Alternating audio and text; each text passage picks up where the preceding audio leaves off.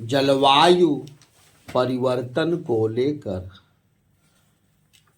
Dubai में conference of parties यानी COP28 सम्मेलन आयोजित होने जा रहा है।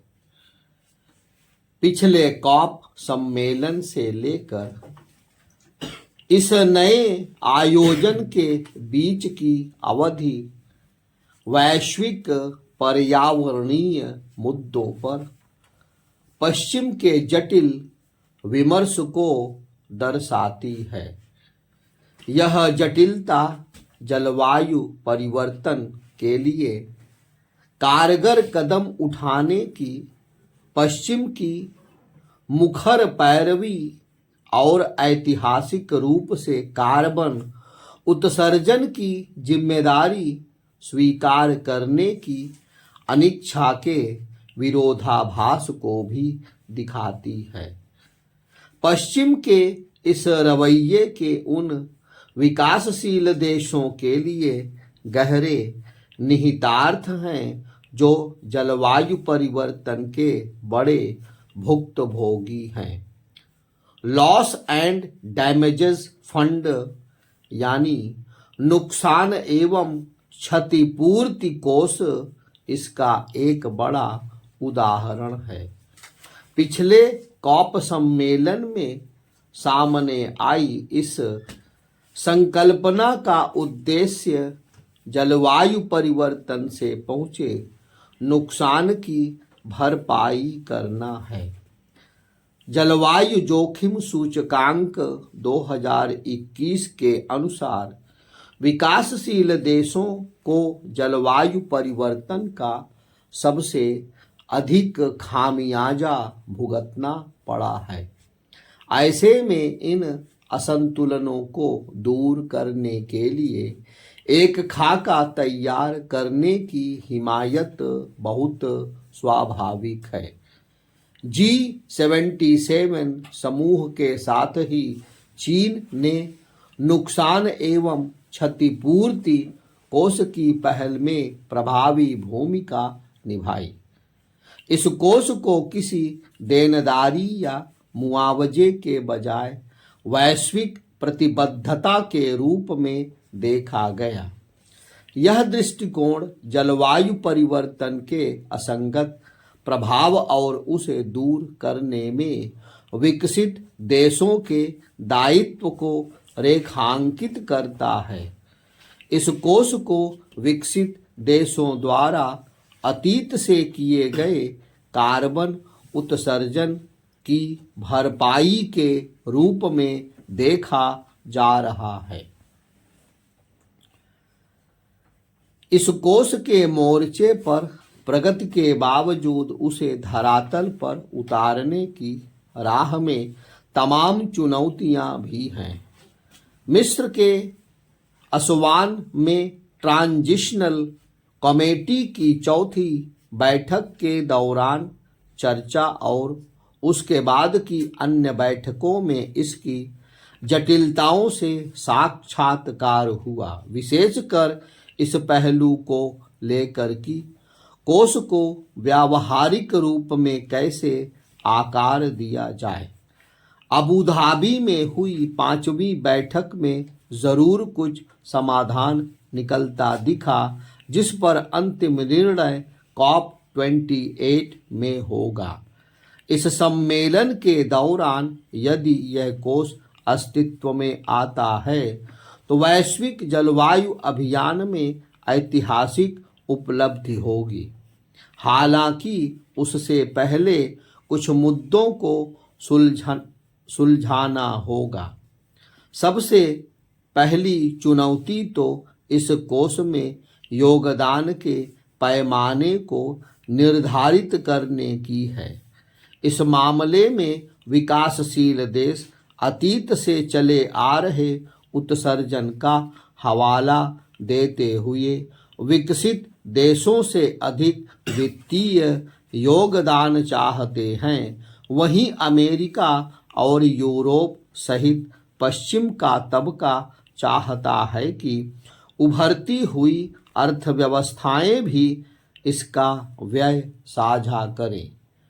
इस बहस में एक व्यापक मुद्दा यह भी है कि जलवायु परिवर्तन से निपटने के मामले में पश्चिम विकासशील देशों को पर्याप्त संसाधन नहीं उपलब्ध करा पाया है।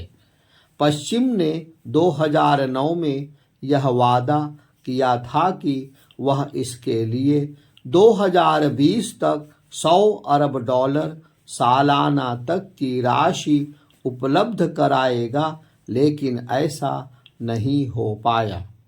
ऐसे में नुकसान एवं क्षतिपूर्ति कोष में पश्चिम के योगदान को निर्धारित करने में COP28 एक अहम पड़ाव बनने जा रहा है। COP28 में दूसरी बड़ी चुनौती इस कोष के लाभार्थी देशों को चिन्हित करने की होगी।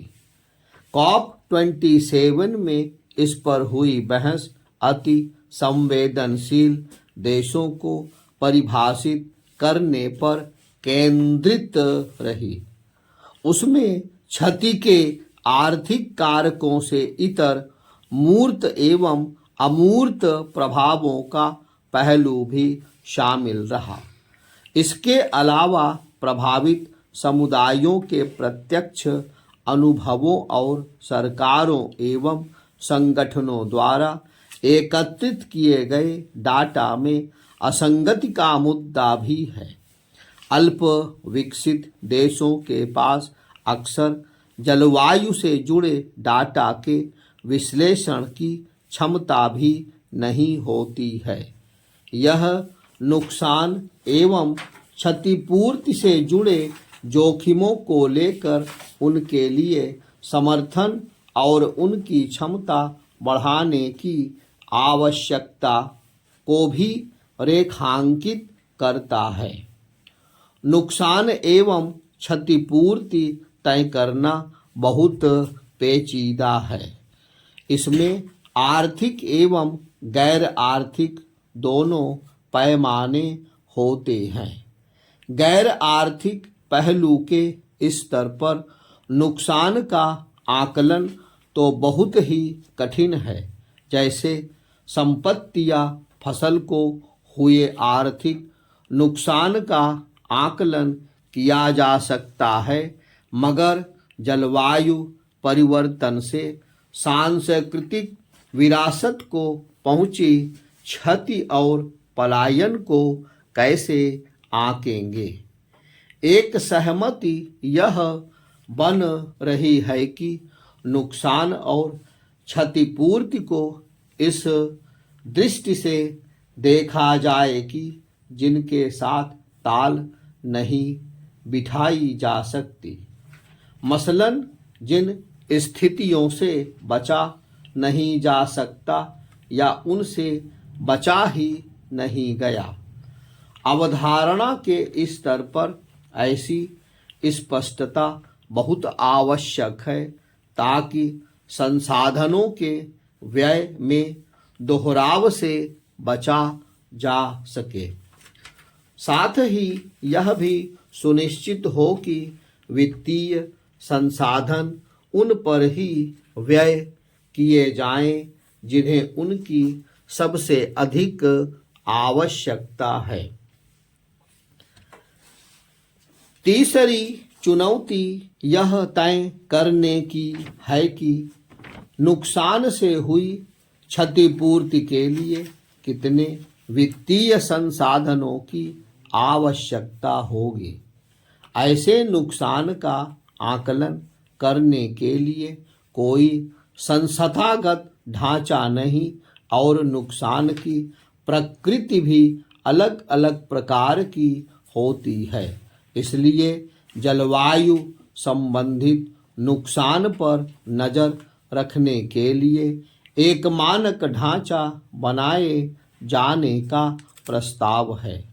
इसमें EMDAT और सेंडाई फ्रेमवर्क मॉनिटर जैसे मौजूदा डाटाबेस और फ्रेमवर्क की मदद ली जा सकती है। चौथी चुनौती नुकसान एवं क्षतिपूर्ति कोष के प्रशासनिक दायित्व से जुड़ी है। अमेरिका और यूरोप चाहते हैं कि यह कोष विश्व बैंक के दायरे में रहे। वहीं विश्व बैंक के कर्ज आधारित वित्तीय मॉडल एवं निर्णयन प्रक्रियाओं को देखते हुए विकासशील देशों को इस पर घोर आपत्ति है। इन आपत्तियों के बावजूद एक तात्कालिक समझौता यह हुआ है कि कुछ शर्तों के साथ यह कोष 4 वर्षों के लिए विश्व बैंक के पास ही रहेगा। शर्तें यही हैं कि एक तो कोष के माध्यम से अनुदान में कोई अवरोध नहीं होगा और इसके दरवाजे उन देशों के लिए भी खुले रहेंगे जो विश्व बैंक के सदस्य नहीं। कुल मिलाकर COP28 सम्मेलन का परिणाम यह तय करेगा कि जलवायु परिवर्तन से निपटने के लिए अंतर्राष्ट्रीय समुदाय कितना गंभीर एवं प्रतिबद्ध है। इसकी सफलता विकासशील देशों के लिए एक बड़ी उपलब्धि होगी जिन्होंने पश्चिमी देशों के अतीत से होते आ रहे उत्सर्जन की भारी कीमत चुकाई है। यह कोष उस अन्याय को दूर करने की दिशा में पहला कदम होगा।